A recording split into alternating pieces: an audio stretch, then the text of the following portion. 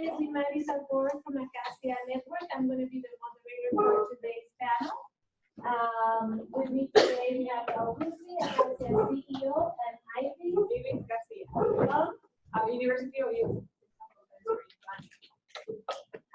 So what we decided to do today is to do like a round table and just a casual presentation about what we at Acacia have been doing in Puerto Rico for the past 5 years with affordable housing, how we did it, the lessons that we learned, and ideas that we have for the future.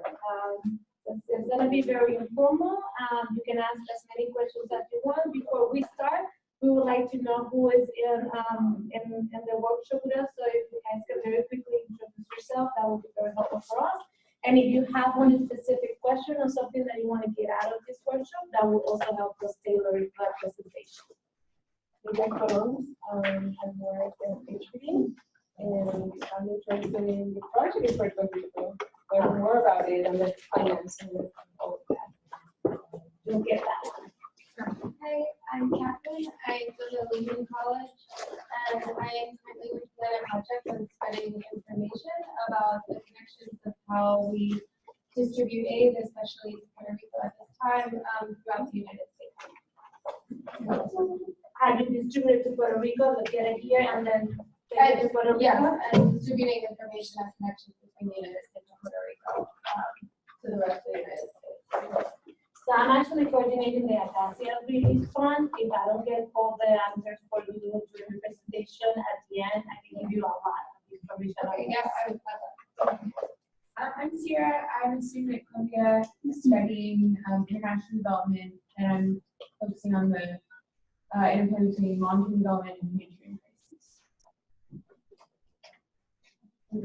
Hi, I'm Melanie. I'm from Massachusetts.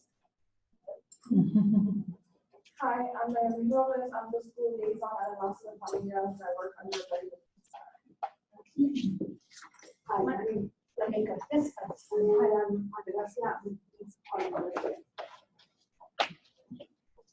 Samantha Joseph. I am a doctoral candidate in public health at Drexel in Philly, and I'm working on community level trauma, specifically communities of color. And housing is one of the subjects that I yeah. Here. Oh, Vanessa Licea, I'm an architect in New York City. I've been working on affordable housing for over the last 10 years.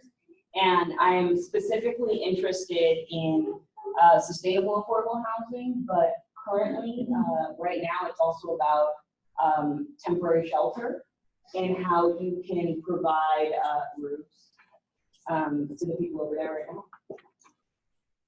Hi, my name is Bella Matias. I'm a CCNY student, State College of New York.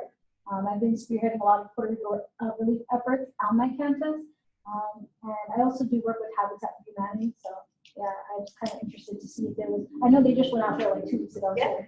So yeah, I was kind of interested in like what's going on with the housing scene out there as far as not just like housing policy, but rebuilding. Yeah, hi, I'm Nancy Vargas Johnson. I'm with the National Association of Hispanic Real Estate Professionals. We're a national organization, and we're organizing an effort of collecting items and shipping over there and also raising money. So it's just my field, and I'd like to hear what you have to say, what's happening there. Okay.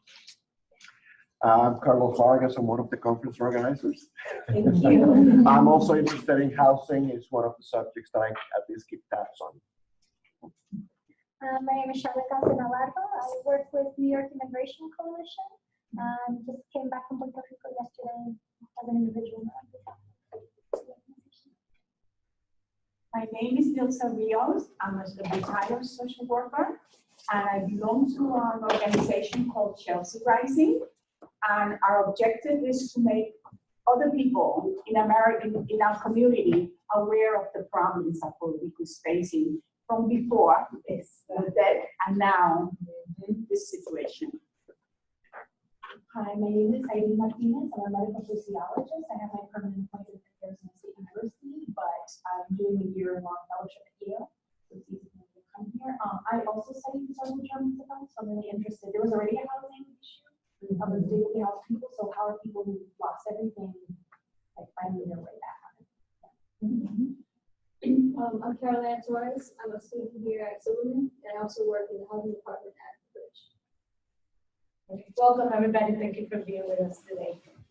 Would you like to do an overview of your organization and give them information about the programs? Sure, yes. Thank you for letting me go first, because I think that this is going to be more exciting than Puerto Rico. But first I wanted just to give I'm a planner.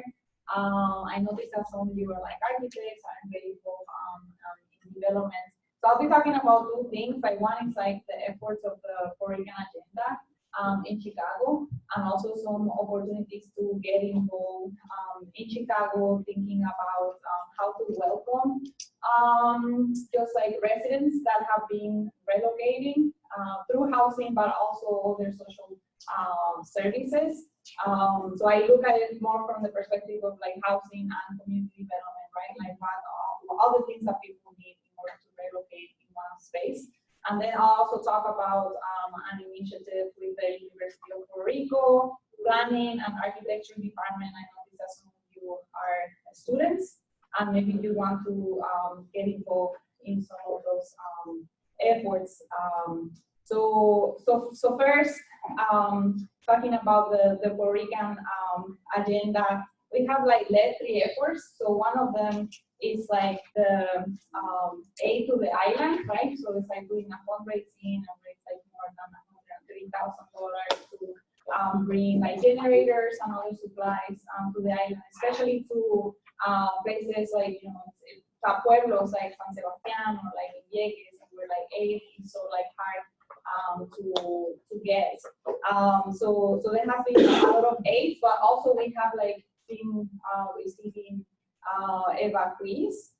So about 300 people directly came. It's a flight from United that was organized by the mayor of the city, and also there's Representative Luis Gutierrez. So they wanted to welcome people, and about the first week, about 1,600 Puerto Ricans that have family in Chicago came, and again 300 were in particular from the effort of the Puerto Rican agenda.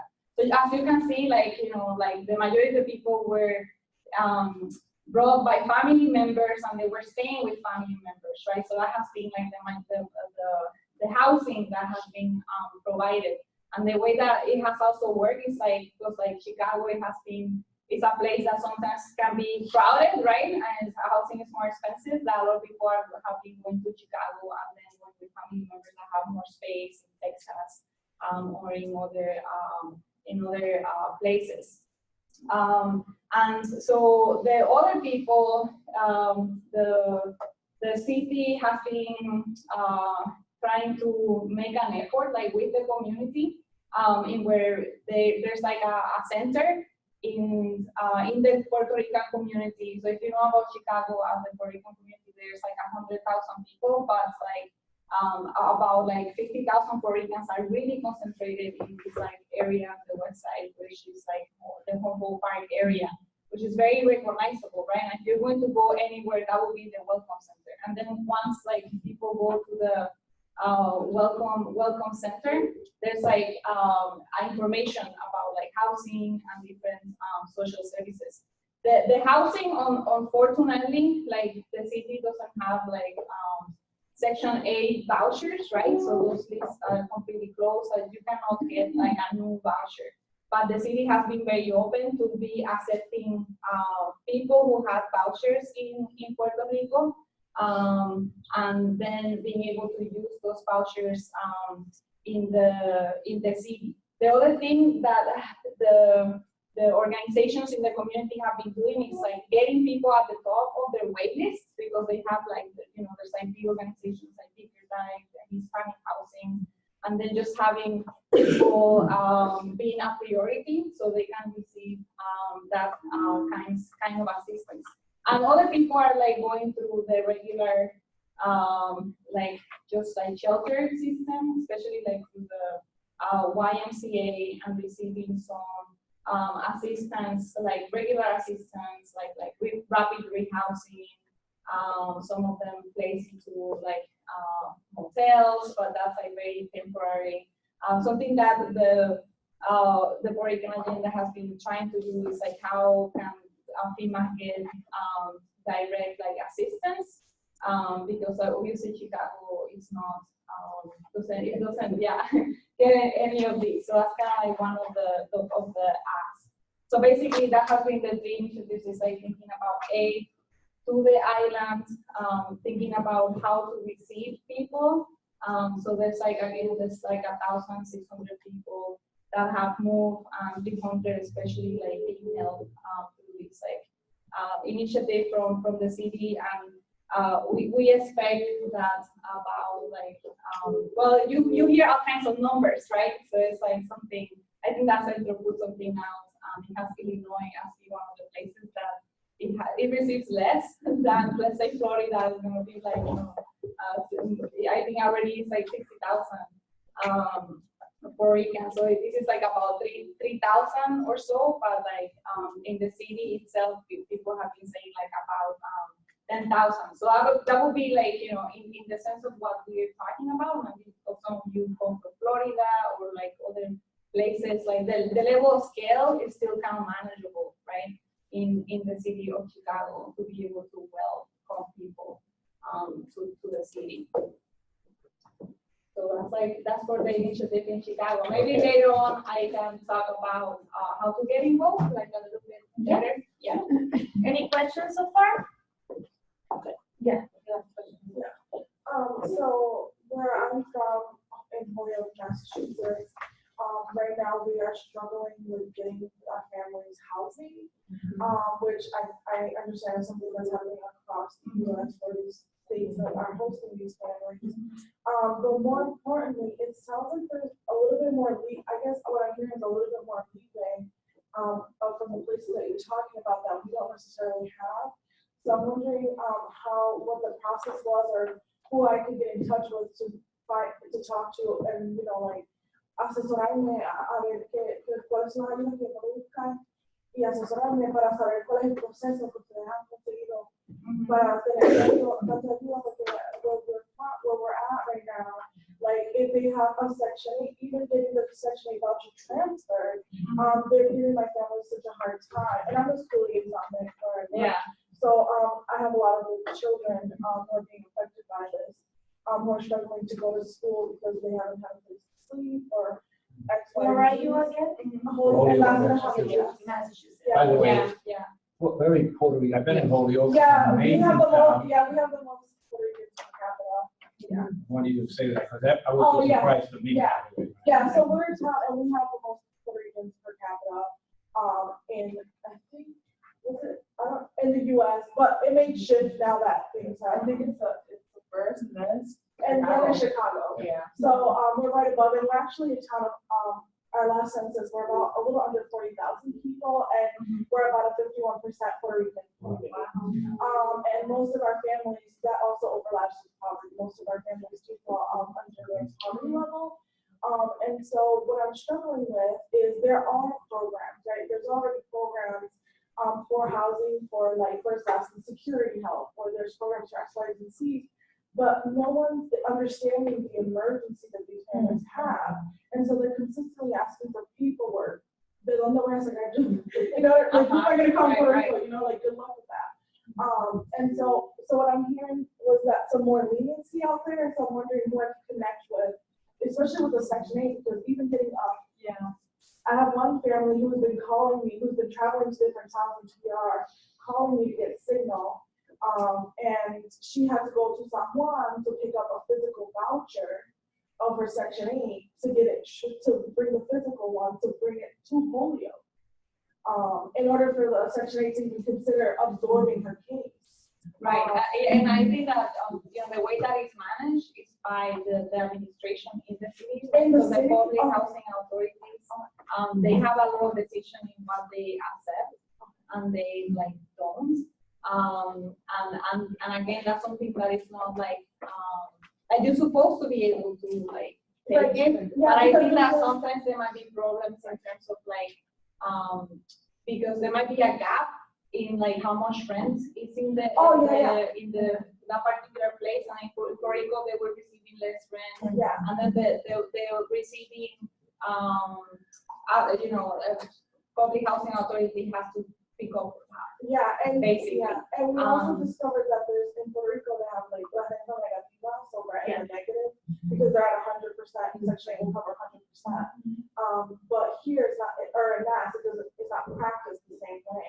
So maybe I'll just, if I could just get like information on who handles the like housing issues in your communities, that way I can reach out to them and just look at their models and then maybe present that to my community, and then maybe they'll be more receptive if they know that it's working somewhere else. Right. Another workshop, get my business card, and then just one case at a time. So you tell me exactly what's the case, and then I'll try to figure out how to connect. Thank you. Sorry. But something I would add is like it's very political. Like in this case, like Ramin with all the aldermen and representatives together, they actually made this like press conference and then just pushing for these very specific things.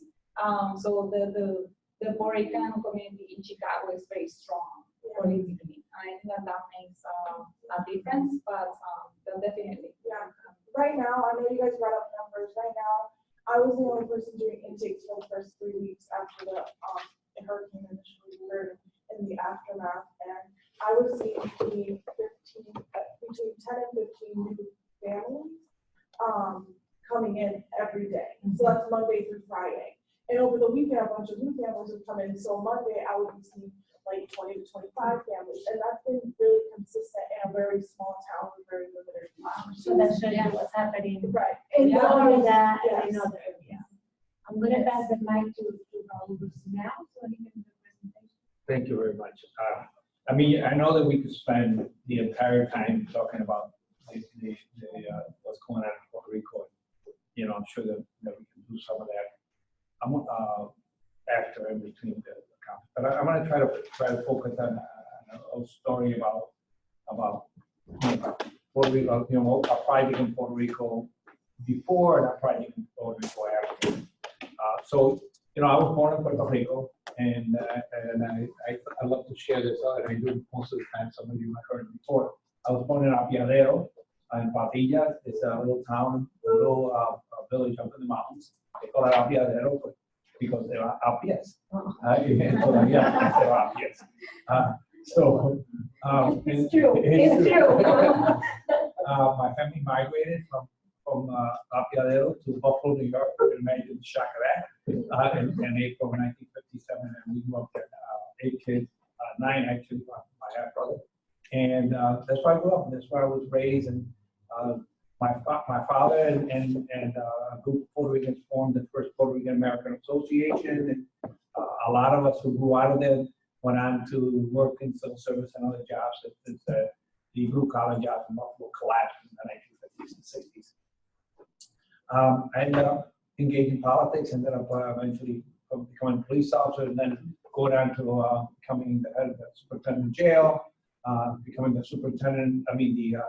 chair of the parole board for New York State for Mario Cuomo, and eventually here in New York City as probation commissioner and sheriff of the city of New York. 34 years law enforcement. All the time, though, I was very engaged in community activities. So I was a member of pretty much every board, chaired a bunch of boards in the Latino community, and everywhere I went, including Buffalo, Albany, and then New York City. And then I was recruited to go to the Bronx by some friends. There was a small organization called Basics, and they were looking for somebody to run it. At that time, the Ramon Velas sort of empire was coming to an end. Ramon had got Alzheimer's. I had the highest respect for Ramon Velas. No matter what you hear in the news, this was an amazing human being who had some weakness like we all do, but he did something that was an amazing, and we should never take an individual based on what you hear from one side. I mean, this was a complex individual, but an amazing individual no less. He built this empire, and of course he got sick, and the empire collapsed. And when some of the leadership always said that you had to have a strong community-based organization, Puerto Rican, Latino, who could sit at the table when decisions and policies were made, or otherwise you would be left out. And Ramon said that and the people that were watching the multi-service collapse were really focused on trying to keep the organization going. Ramon Velez, at the time that he got sick, had over 6,000 units of affordable houses that he controlled and had built. So this was an amazing organization. In those days, it was really doing amazing things. And those housings are still throughout the Bronx. They've been called other names. They didn't refinance several times. But the reality is that they still are servicing that community. There were a bunch of buildings, community buildings, that were also there that were being lost one at a time. And those are the ones that eventually I ended up as part of the Acacia network. My initial work at Acacia was with substance abuse. Remember, I came out of law enforcement. We don't have to go too far to talk about what's going on today with the epidemic, heroin epidemic, which was, if you want to know who hooked America, it was the doctors. It wasn't the junkie Puerto Rican junkies. It wasn't the Mexicans. It was the doctors. Our doctors hooked America. And they hooked America. They hooked us first, the Puerto Ricans and the African American community. And when they ran out of patients, we got a little smart and started getting treatment. They focused on the rest of the people that were in terrible state, and they hooked the entire country on pain pills, and eventually from there on heroin, the heroin addiction. That work that we did with the heroin addiction, started by Raul Martinez back in the 70s, made us sort of an expert in working in the field.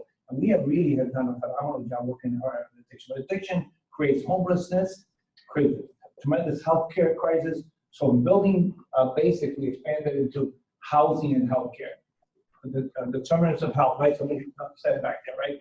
So we have now an organization that has, first of all, that is, and I say this with pride, and I say it because it is exactly what we wanted to do. It wasn't on purpose. It wasn't by accident.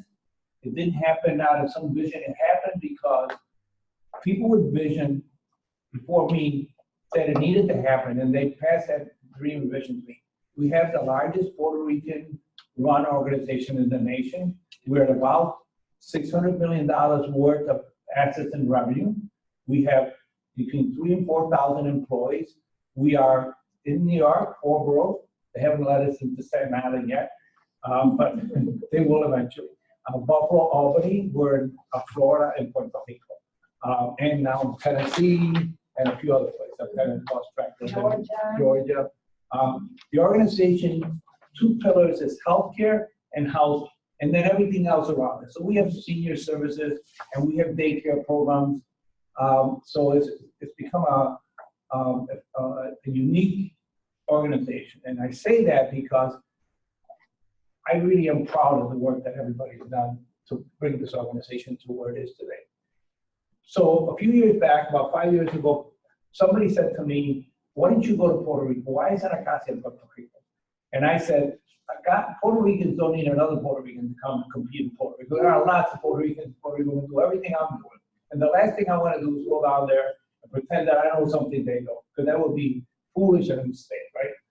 So, but there was a tax syndicator who was doing some project in Puerto Rico, and he said, oh, one of the things that we don't have in Puerto Rico is a good, strong not-for-profit partner in deals and housing deals. Would you be interested in going to Puerto Rico with me and looking at a deal in Puerto Rico? And I said, I'll go. So we jumped in a plane, we went down, and I was introduced to a gentleman who was the ombudsman for the Department of Aging, and Oscar, who I love very much, because I would not be doing Puerto Rico if it wasn't for Oscar. And Oscar and I, he showed me this project, and I said to him exactly what I said to you was, Oscar, I don't know why you need me. I'm sure there are lots of Puerto Ricans right here who can do this project for you. He said, Raul, there's expertise that you have, and there's expertise that we have. If we put it together, we can build a really great project. I said, but I feel a little weird, coming in here doing this. He said, Raul, I thought we were all Puerto Ricans. I thought we were a Puerto Rican nation. That it didn't make it borders, countries, and everything. If you're Puerto Rican, you're Puerto Rican. If we need each other's help, there should never be an issue about whether we're here or we're there. And that stayed with me, and I said, okay, all right, let's take a look. So we started taking a look at that, and then we decided that instead of going in and saying, okay, this is what we can go into here. So we met with about 20 mayors, right? And I wanted to know from the mayors, what was it really needed? And I actually brought some of the mayors here. And we worked out that senior housing was a big deal in Puerto Rico, and that we really needed to look at that. At that point, I was lucky enough to get this young lady to join me. Like, I'm going to shift it to her pretty quickly. So we started to think about, okay, what are we doing? And we were working with 9% tax credits here, we're working with Section 8 vouchers, we're working with home funds. All that was available in Puerto Rico too. And so we decided, okay, let's go meet the people who do this big decision. So up to the Puerto Rico Housing Finance, up to HUD, visiting up to the governor's office, a very political place as we all hear about. But I just wanted to stop there for 1 second because I heard this over and over and I found it to be completely not true. I heard, no, you got to do all this in Puerto Rico with the politics, you got to be careful, you got to do this. I got to tell you that in my several years process, I found everybody welcoming, ready to give me information. We met with the government agency. They could not have been more helpful. We applied for the 9% tax credit.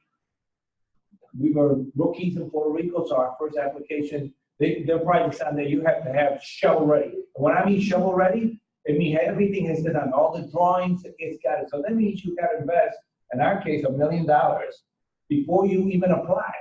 $1 million in the bucket, and if you don't win, the $1 million goes away. So that's the kind of investment you have to have if you want to get into this. I did not know that, but that's the way it was. Here it's a little different, but there you have to invest. So we went in, we met with the elected officials. They gave us all the heads up. They told us what you have to do, like I said, they couldn't be more help. We applied. We knew when we put the application in that we were not going to be successful because we didn't have real, truly shovel-ready project. The day that we put in the application, they came into my office, Lymaris and Raul, and said, we're not going to win. Do you still want to do it? And I said, yes. I want to be educated. I want to see what, because if you deny, they're going to give you the denial. They have to give you the denial. So we sent it as short of, we got the denial. We got that. That was the roadmap to our success. The most important thing for us was that we didn't want to go in and supplant anybody in Puerto Rico. We built bigger developers, the owners of the project, and there's only one person that we brought from here. And she happens to be Puerto Rican from there, now transported here. But we did not bring people out there to do work. There was plenty of work. We didn't bring a construction company there. There's plenty of construction. We didn't bring an architect. There are plenty of architects.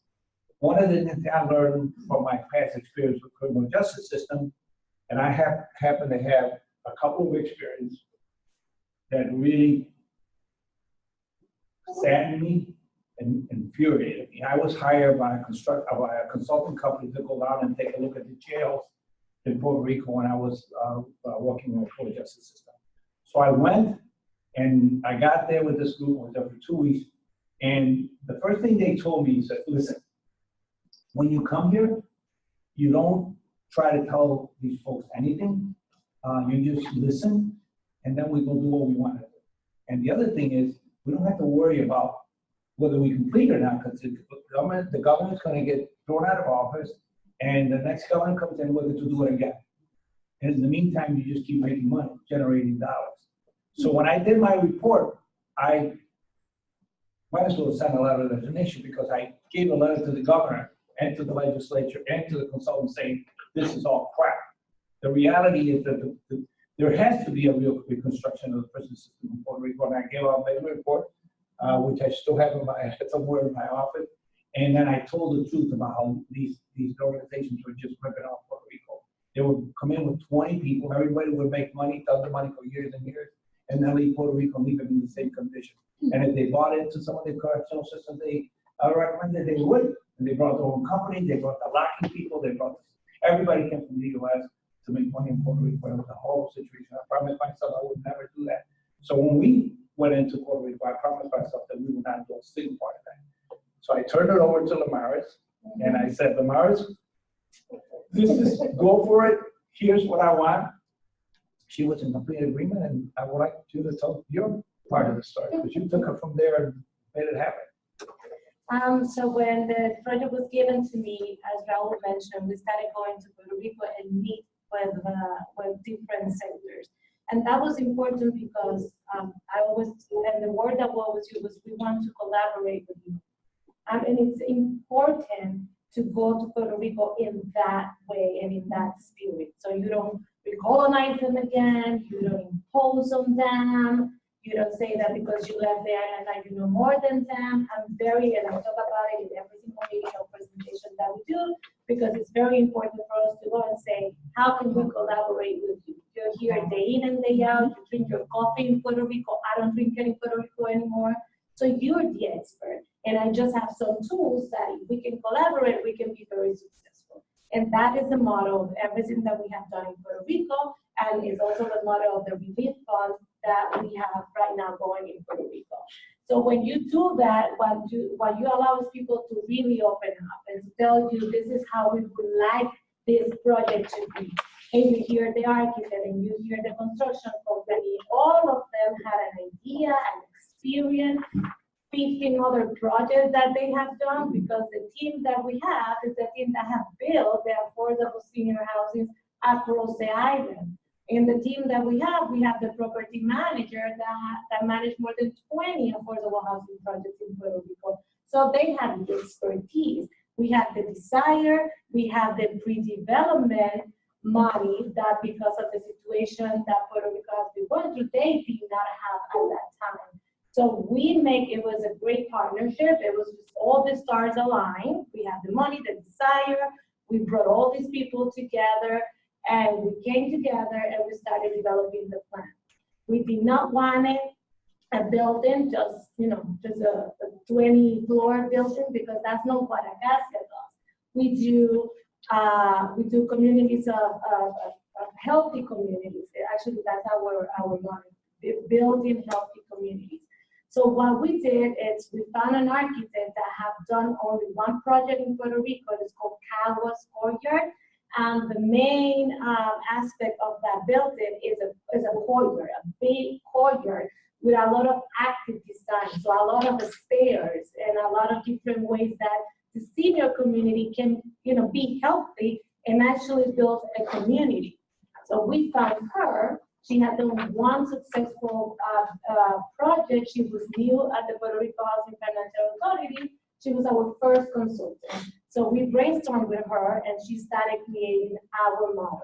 That was the first thing that we did. The second thing that we did was, out of all these majors that we met, we needed to find one that understood the role of a nonprofit building housing in Puerto Rico. Here, we understand that in Puerto Rico, private developers have been historically the ones that have built affordable housing. So we wanted to find a major, young, enthusiastic, that had a really nice parcel, because the other thing is you cannot build everywhere. You have to build in an area that meets the requirements of the home and the Puerto Rico Housing Financial Authority and a lot of different agencies. So it took us 5 years to get to know everybody, to get to know the permit system in Puerto Rico, which is another world, and someone can ask questions. But there is an expert. There is a woman in Puerto Rico, part of our team, that knows the regulation, knows the system, is an expert on it. So anybody that has questions about permit houses, selling, building, I can give you very contact. So that's how the project came together. By the time we went to the second round in Puerto Rico, everybody knew about Acacia and who we were and why we wanted to do it. And so we submitted, and there were 27 applications. By the way, because of the situation that has been going on in Puerto Rico, by the time that we submitted our application, we submitted 3 applications in one. Because it was the first time that Puerto Rico government combined home funds with low-income housing tax credit with Section 8 vouchers. So it was the first time that our consultant that done this for 25 years had to do 3 applications in one. And the way that the government was going to do this was they're going to rank you first in the Puerto Rico Housing Financial Authority, the credits. And if you have all the requirements for credits, then you will go to the home credits, right? So they say, okay, you're good with low-income housing tax credit. Let me see if you meet all the requirements with home. And if you meet those two, then let me see if I still have vouchers available for your project. So that went on for like 6-7 months.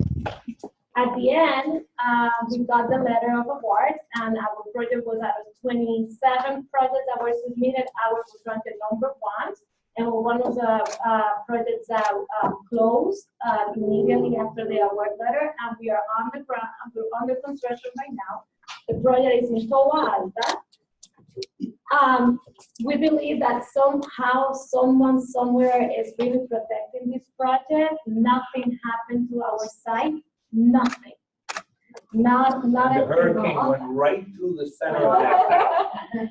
Yeah. And our team went back to that project to continue building 3 days after the hurricane. That tells you resiliency right there.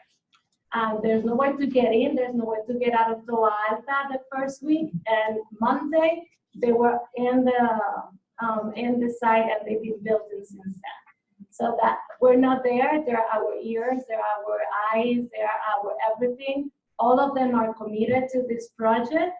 And the long-term vision that Raul has is that's the first step of what we're going to do in Toa Alta. There is a lot right next to the site that hopefully we can also develop. Because we believe that you don't do housing alone, you do primary care, you do a social daycare, you do different things, and you build communities. So that is the success story that we have to present to you. Challenges that we have encountered. Puerto Rico construction is very expensive. The construction stopped for many years. In the past, we were constructing a lot. So that means that there's not a lot of construction materials in the island as we speak.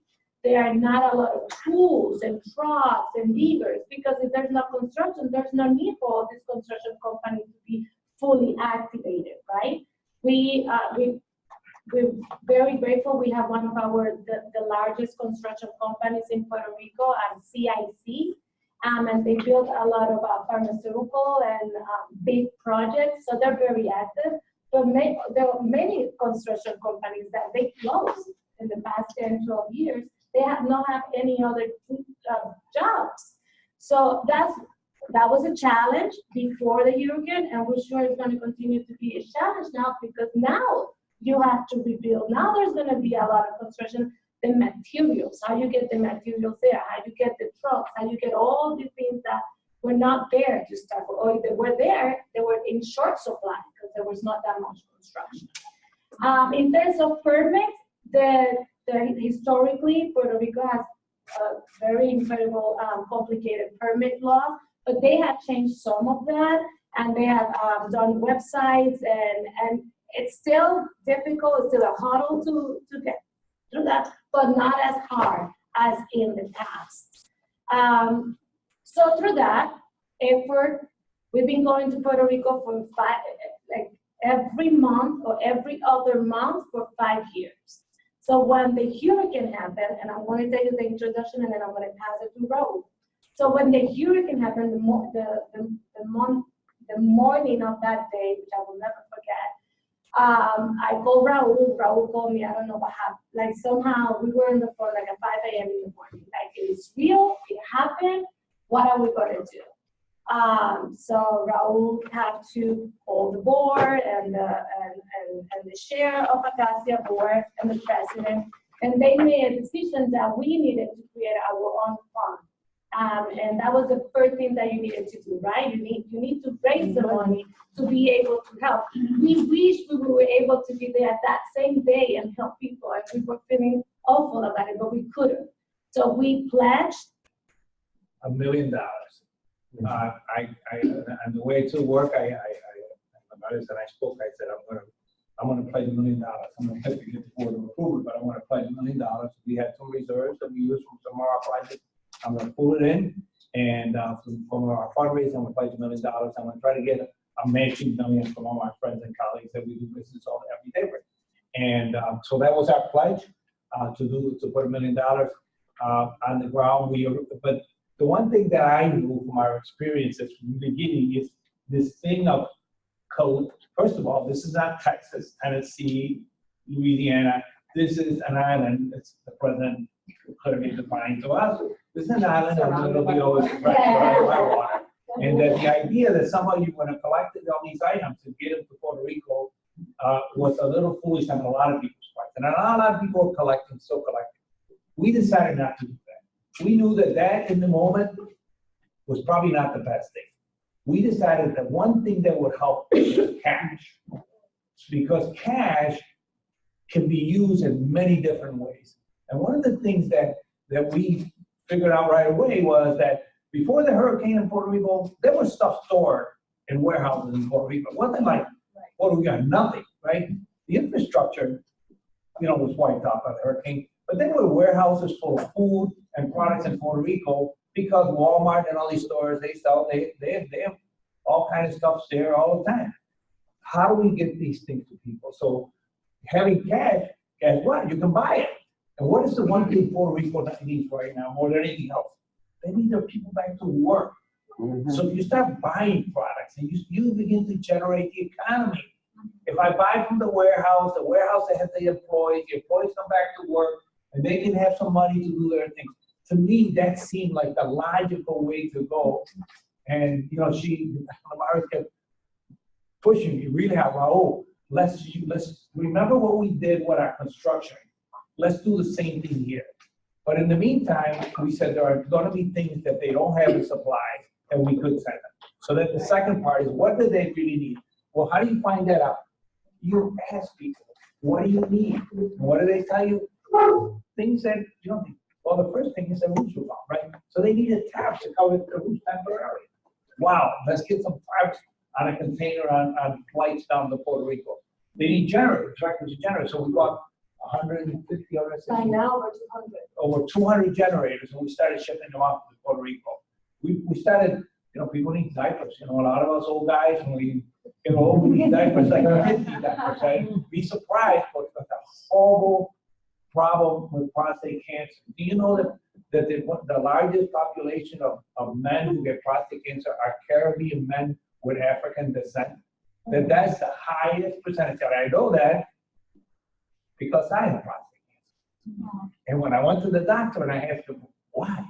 He says, because the majority of the prostate cancers, the largest majority is men of Caribbean descent and African descent. So a lot of people, part of the Puerto Rico, the healthcare system is horrible. So what happened, men wait. By the time they get help, it's too late. By that time they happen, when they get dealt with, they end up incontinent and they have to wear diapers for the rest of their lives. And obviously there's a whole problem with women too. Obviously, some needs for women. So there are diapers. Believe it or not, everybody says diapers. So we're shipping off diapers, and we're asking them what they need, not imposing, sending junk down there. Matilla was a little example. They sent a container full of army rations. You can imagine that some people Puerto Rico getting bags of army rations. They made them feel ungrateful because they weren't using them. Well, in those mountain towns where I went, they still had their llamas and yautillas and stuff they had stored the day before. That's not what they needed. They needed something to cover their roof. They needed something to help them deal with their sick parents. They needed basic things. And that's what we went after. And the next thing we needed to do was put a network to try to get them somewhere. And that's been the hardest part. And Lymaris can maybe talk a little bit about so creating a network to help. I can't be there. I've not been there. She can't be there. We sent a couple of people help coordinate. You got to use the resources that are on the ground. Which is the value of ours. Like, there are people that are connected and they have been working in the community. So that's the people that we have relationship with, that we trust, that we deal with. So those are the people that we're going to connect with. So the story goes as follows. In the first 30 days, what we did, we found local suppliers, not just the Walmarts and the Costco's, because we also want to help our local people. So there are 2 big local wholesale suppliers that we contact that we know, because we have another staff that does a lot of work in Puerto Rico. And he's very well known in very different areas. So he just has to pick up the phone and say, can you do this for Acacia? And it is done. So that's one of the things that is happening as we speak. We have wholesales we have open accounts, and we identify either a nonprofit or a person that can go pick up, literally do like a food shopping, and then hand deliver that to a town or to a family or to a nonprofit. So that's what's been going on in 30 days. That's real help, like almost in real time. The other thing is identify the restaurants that were open. And 2 days after the hurricane happened, there was a restaurant that was open, and there was a nonprofit that has been working with the pediatric hospital. So she identified the need. The kids have food because the hospital have enough food for the kids that are in the hospital, but the hospital doesn't have the food for the parents that need to stay with the kids and cannot go back home. Okay, a specific need. And the woman said, and I have the restaurant that have food and it's open and can hand deliver. So we say, absolutely. That was 3 days after the hurricane. Then 2 days after that, the wholesale supplier opened, we open accounts.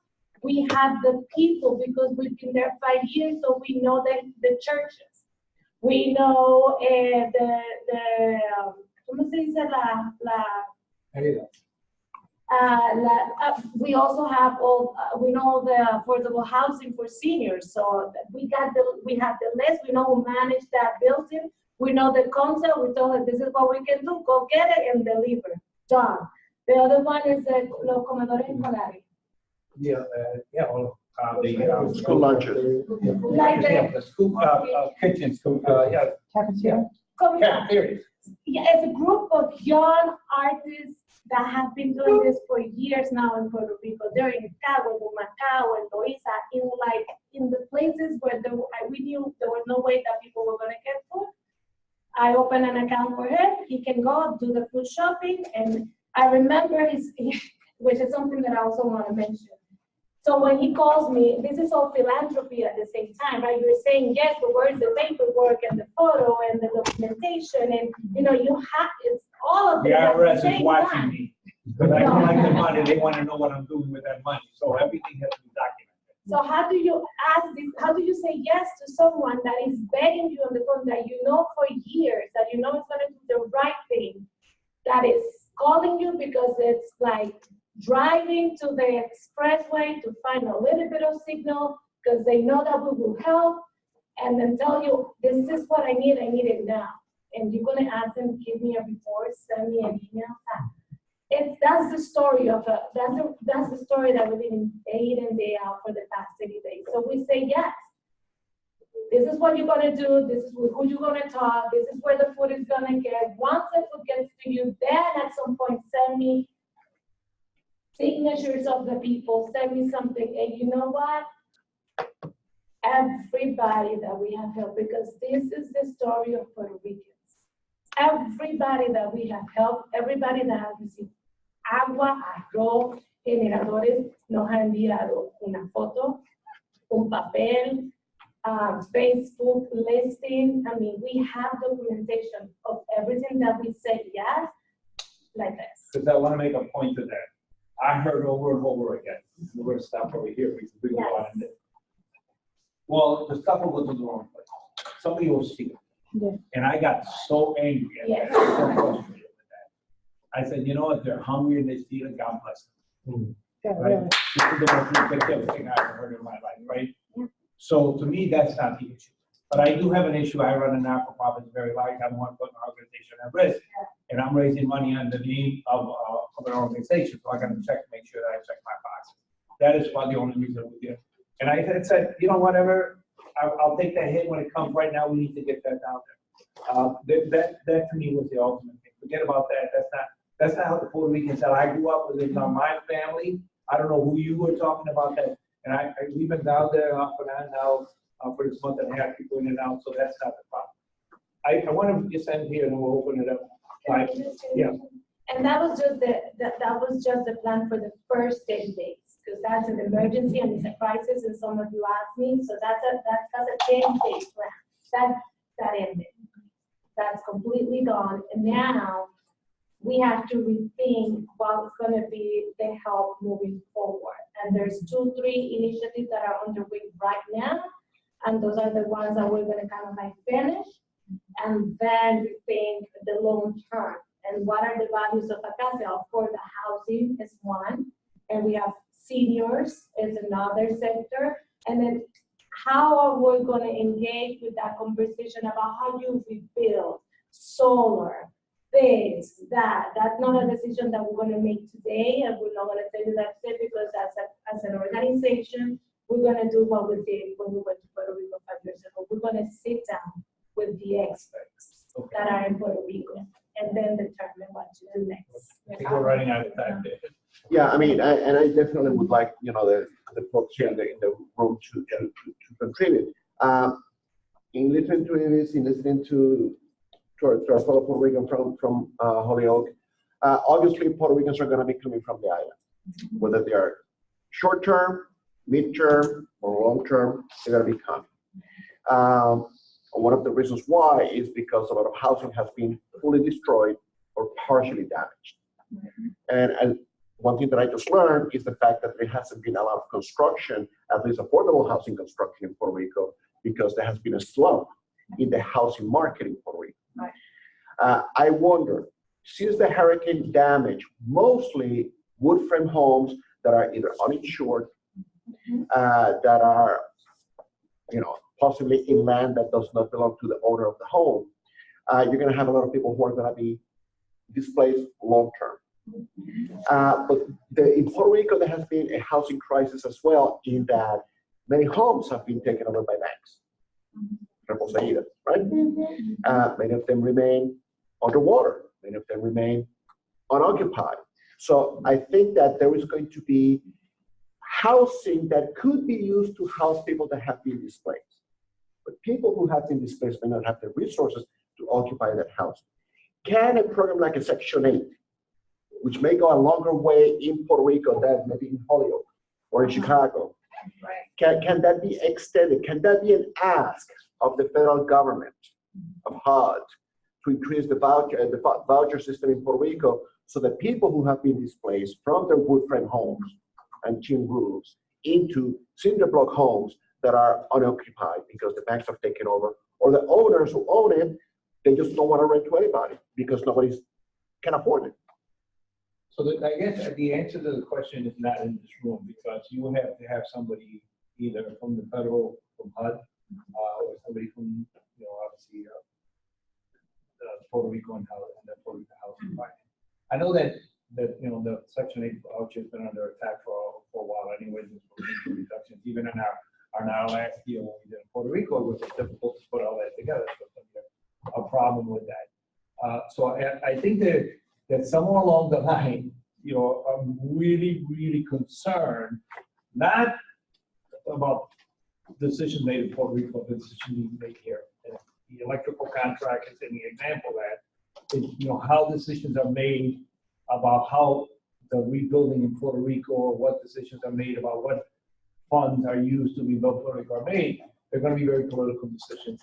And there has to be at least a real solid effort, both Puerto Rican across the United States, especially Puerto Ricans who are in a position of power, to try to put their arms around that rebuilding, including whatever resources you're going to need to rebuilding. And I'm really, really concerned about that. We had a little conversation about that when we were coming in today. I know that the resources to rebuild Puerto Rico are in Puerto Rico. And there really is no need for people to run for Puerto Rico if we do the right thing. If we do the right thing, the resources, the people that are in Puerto Rico, there's plenty of work now to rebuild Puerto Rico. There should be no reason. What we should be doing is to figure out temporary housing for people in Puerto Rico. We should be working to find a way to keep people in Puerto Rico. Not that we don't want them, but the reality is that Puerto Rico needs them more, that they need them to rebuild, that all the talents and the work that's there should be done. If anything, I would be looking to figure out a way to help the people in Puerto Rico, stabilize people in Puerto Rico, create jobs in Puerto Rico, get that economy running so that the Puerto Rico can come back to life. If we focus our attention solely, and I'm not saying we are or we're not, on getting people moved out of the island, somebody else is going to do the work. And somebody's going to make a lot of money, and eventually some of those people will go back. We should be the one thing I said in my vision was that we should be the masters of our own destiny. And in Puerto Rico, we should be the masters of our own destiny. We should really push hard to help the people in Puerto Rico rebuild in Puerto Rico. And whatever we need to do to make people comfortable there, safe there, we should do. How do we do that for housing? Oh, okay. Yeah. So I don't know if any of you are aware, but there's Airbnb recently unveiled an open homes platform for housing refugees.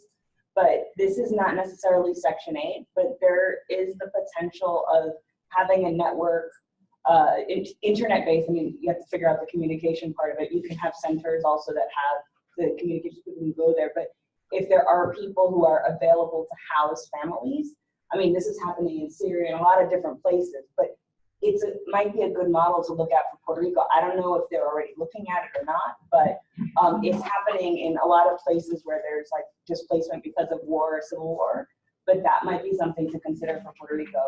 Yeah, I saw that it actually was active. Yeah. It is active. Activated that somehow. More than, but it wasn't a lot. Again, we're talking about scale. Because like with Airbnb, it's like, last time I checked, it was like 30 people subscribed, so 30 families relocated on the island. That's not a lot. So we need something that is like bigger. And like for Katrina, like the FEMA and HUD collaborated to create a voucher that it was, at first it was 2 years, but then they figured out that they needed for a little bit more time, like 4 years. But it was a special ask. What about the hotel? The TSA. Yes. Yeah, well, the hotels in Puerto Rico are being used by the FEMA folks mostly now, but it could be continued where you begin now to rotate some people around there until the homes are repaired. You know, there's a lot of ways, vouchers for people, instead of people having families, we have other families in Puerto Rico to take out family, you give them a voucher to help them stay with families to help out until their homes are repaired. If you want to really do unique ways to help the people in Puerto Rico, that to me would be my hope, that we figure out a way to do it there, to rebuild there, to help them come back to life there.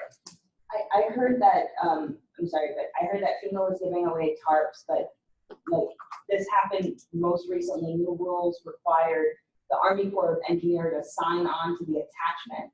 So they wouldn't give you the tarp, like before you could just like put it over, but now they're requiring like special sort of designed, like a design professional to review the attachment. So unless you have access to that, you're not able to just get plastic to put over your roof. So like do you know how they're dealing with that there? Because I mean, sending over tarps is great, but if FEMA has the tarps, but they can't give it to the people because they don't have the professionals to be able to FEMA may not be able to do, but there's no restriction on me doing that. Yeah.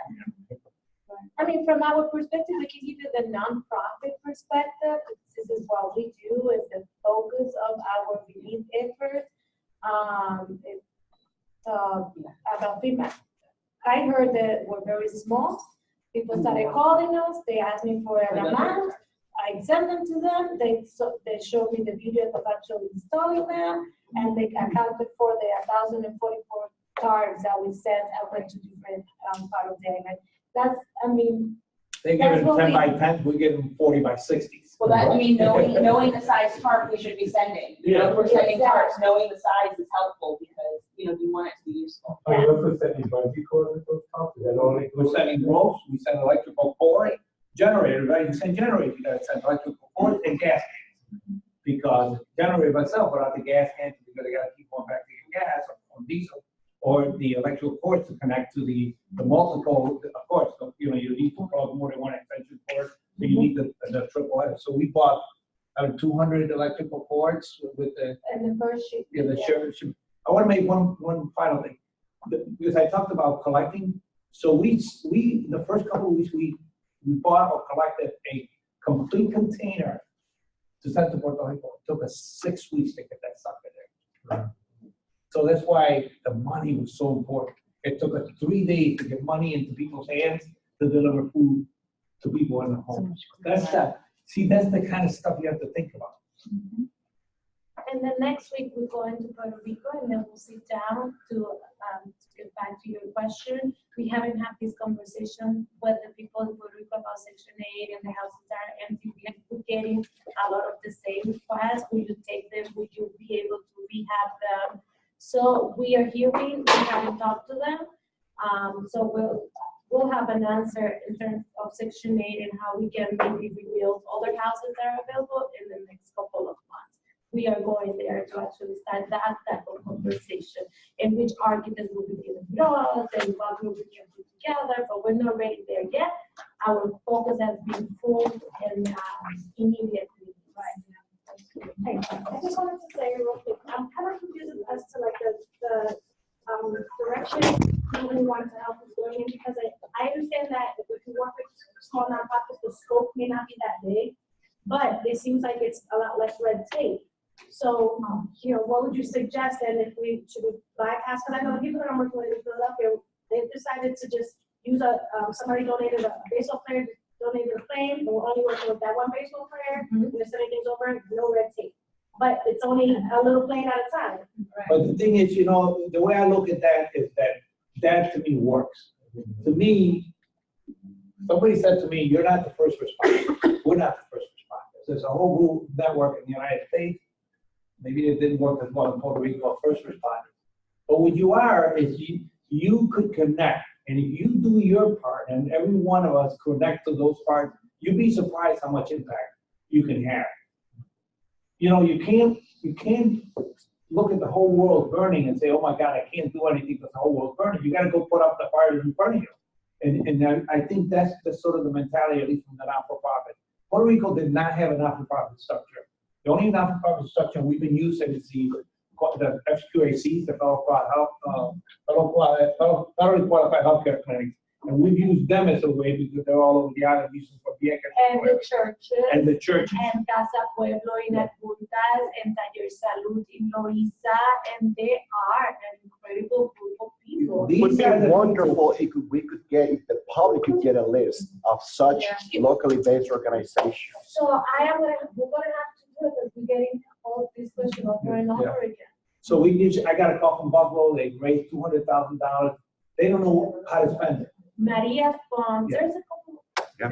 So those are the kind of things that are happening all over the island. So we were talking about housing. I want to share one quick story before we end here. We had a family.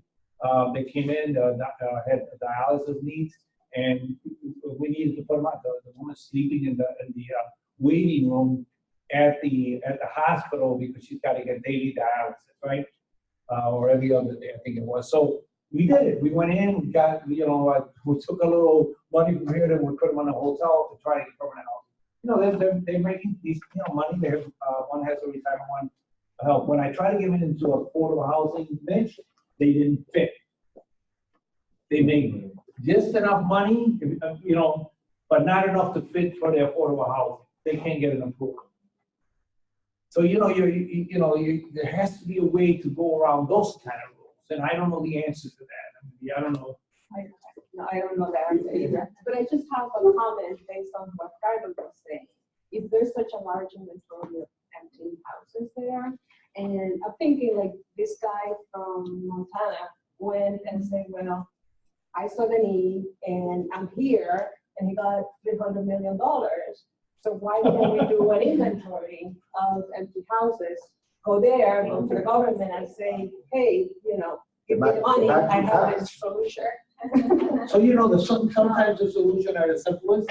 You're right, because when I was trying to think about shipping, I actually want.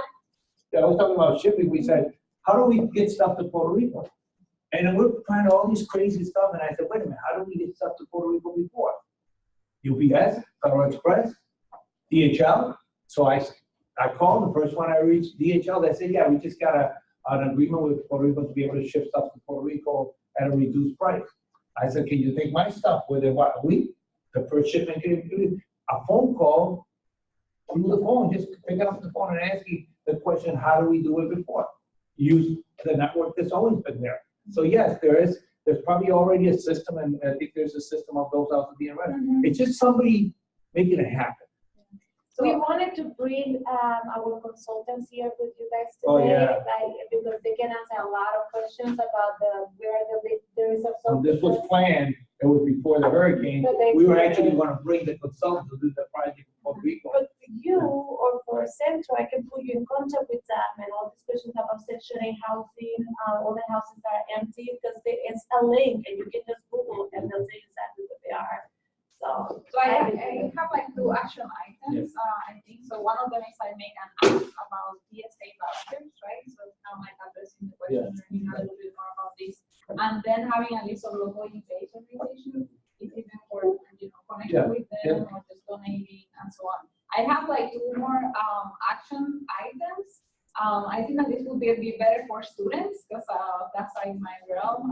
Assistant professor at the University of Utah, but I teach a course in Chicago that anyone could take it, but usually we do it with planners and architects, and we collaborate with ArchiWorks, which is like organization that with a public interest. So there's a class it's like mid-May to like the end of June.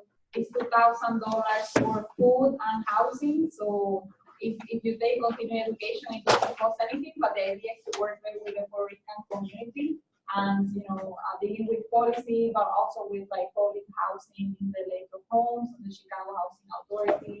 And then I am going to collaborate with the University of Puerto Rico in the planning and architecture department to see, to have them connect with the different organizations and municipalities in order to create an initiative that is surrounding planning. So if you're interested in that, and again, you don't have to be a student to be part of it, you can be a community member. But if you're interested in actually doing something, study abroad or study. I have one action item.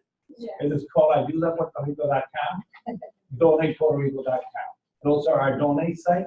I just told you how we're using our money. You can go online, put it on your Facebook page to your friends and colleagues and say, listen, I found this organization. Everything that we're doing, we're documenting. Eventually, we're going to put on the website everything we did, how the money was spent exactly, so everybody can see it. And I say this to people all the time. If you along the way donate money and you think we didn't do the right thing with money, I'll write you a check back. That's my promise to you. So ayudapuertorico.com, donatepuertorico.com.